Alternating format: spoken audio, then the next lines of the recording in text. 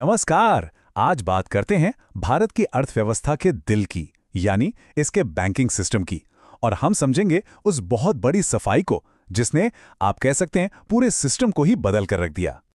तो हमारा आज का सफर कैसा रहेगा? सबसे पहले हम बैंकिंग के बेसिक रूल्स को समझेंगे, फिर उस उलझी हुई समस्या की बात करेंगे, यानी बैड लोन्स की, और आखिर में देखेंगे कि कैसे एक नए कानून ने आकर पूरे खेल को ही पलट दिया।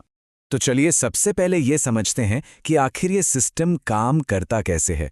एक तरह से सोचिए कि बैंकिंग सिस्टम हमारी इकोनॉमी का, हमारी अर्थव्यवस्था का सर्कुलेटरी सिस्टम है, बिल्कुल धमनियों की तरह, जो खून को यानी कि पैसों को वहां तक पहुंचाता है जहां उसकी सबसे ज्यादा जरूरत होती है।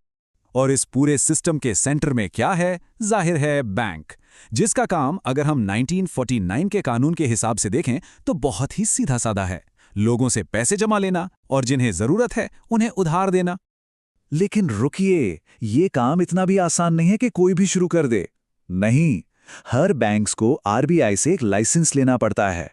और हाँ, कुछ जरूरी कानून हैं जिनका पालन करना ही पड़ता है। असल में यही नियम है जो हम सबका बैंकों पर भरोसा बनाए रखते हैं। चलिए अब आगे बढ़ते हैं और देखते हैं कि ये जो पूरा सिस्टम है, ये देश के कोने कोने तक पहुंचने की कोशिश कैसे करता है। इस कोशिश का एक फैंसी नाम है फाइनेंशियल इंक्लूजन या वित्तीय समावेशन। और इसका मकसद सिर्फ बैंक में खाता खुलवाना नहीं है। नहीं, इसका असली मतलब ये सुनिश्चित करना है कि हर इंसान के पास सही फाइनेंशियल प्रोडक्ट्स हों, जरूरत पड़ने पर उन्हें आसानी और सस्ते में कर्ज मिल सके, और सबसे जरूरी, वो अपने पैसों के बारे में सोच समझकर सही फैसले ले पाएं। और इसे बढ़ावा देने का एक बहुत बड़ा टूल है प्रायोरिटी सेक्टर लेंडिंग, यानी पीएसएल।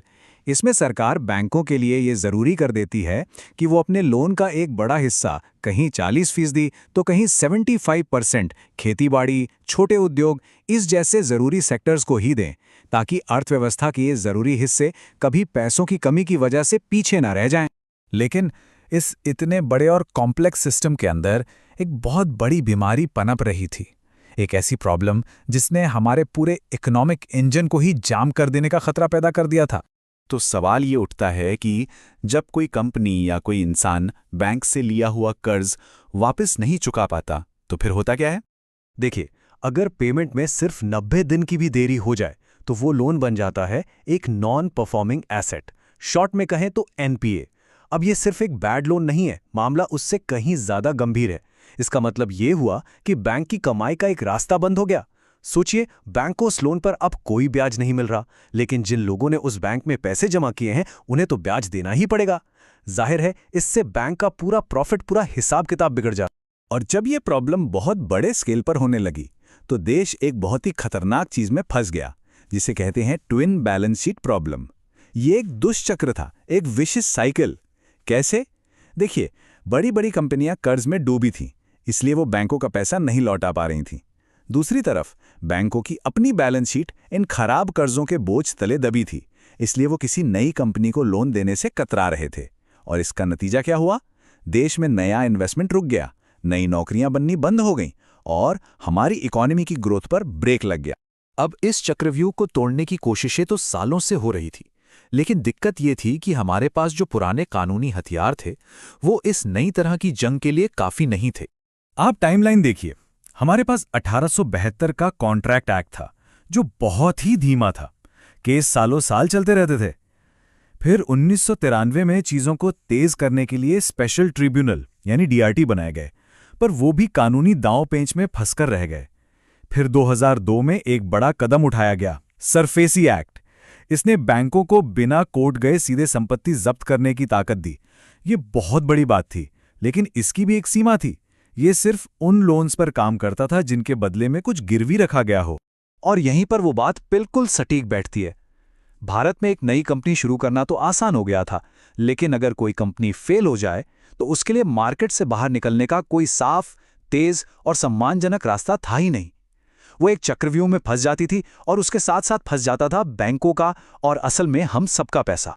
तो इस चक्रव्यूह को तोड़ने के लिए एक ब्रह्मास्त्र की जरूरत थी, एक गेम चेंजर कानून, और वो आया साल 2016 में। ये था insolvency and bankruptcy code, short में कहें तो आईबीसी, और इसका मकसद एकदम साफ है, बिल्कुल दो टूक। अगर कोई कंपनी बीमार है लेकिन उसे बचाया जा सकता है तो उसे बचाओ, और अगर उसकी बीमारी लाइलाज हो चुकी है तो उसे जल्दी से बंद करो ताकि उसकी संपत्ति बेचकर जो भी पैसा मिले वो उन लोगों को वापस मिल जाए जिनका पैसा फंसा है। इसके लिए एक टाइम बाउंड प्रोसेस बनाया गया, मतलब सब कुछ घड़ी देखकर होगा। जैसे ही केस एनसीएलटी में शुरू होता है, कंपनी के पुराने मालिक जो प्रमोटर्स हैं वो साइड हो जाते हैं और कंपनी का मैनेजमेंट एक प्रोफेशनल के हाथ में आ जाता है।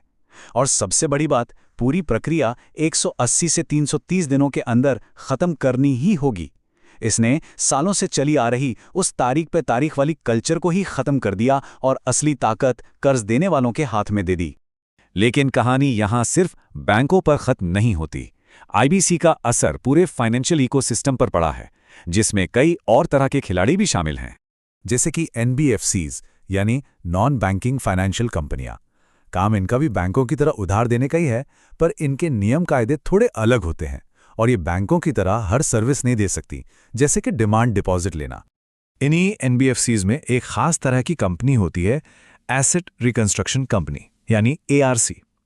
इनका तो काम ही यही है, ये बैंकों के पास जाकर उनके खराब लोन्स यानी एनपीएस को खरीद लेती हैं। इससे फायदा क्या होता है? बैंकों की बैलेंस शीट एक झटके में साफ हो जाती है और वो नए लोन देने पर फोकस कर सकते हैं। और एआरसी का काम होता है कि वो अपने तरीकों से उस खराब लोन से ज्यादा पैसा वसूल करे। और भी कई तरह के प्लेयर्स हैं, जैसे फैक्टरिंग कंपनियां हैं जो बिजनेस के बिल्स के बदले उन्हें शॉर्ट टर्म फाइनेंस देती हैं, या फिर म्यूचुअल फंड्स हैं जो हम जैसे लाखों करोड़ों छोटे इन्वेस्टर्स से पैसा जमा करके उसे स्टॉक मार्केट में लगाते हैं। ये सब मिलकर भारत का बहुत बड़ा और डायनामिक फाइनेंशियल मार्केट बनाते हैं। तो कुल मिलाकर आईबीसी ने भारत में लेंडर और बोरोवर के रिश्ते की पूरी डायनामिक्स ही बदल दी है। जो ताकत पहले कर्ज न चुकाने वाले प्रमोटर के पास होती थी, वो अब हटकर कर्ज देने वाले के हाथ में आ गई है। तो इस इतने बड़े रिफॉर्म के बाद अब सवाल ये उठता है कि भारत के फाइनेंशियल सिस्टम के सामने अगली बड़ी चुनौती और अगला बड़ा सुधार क्या होगा।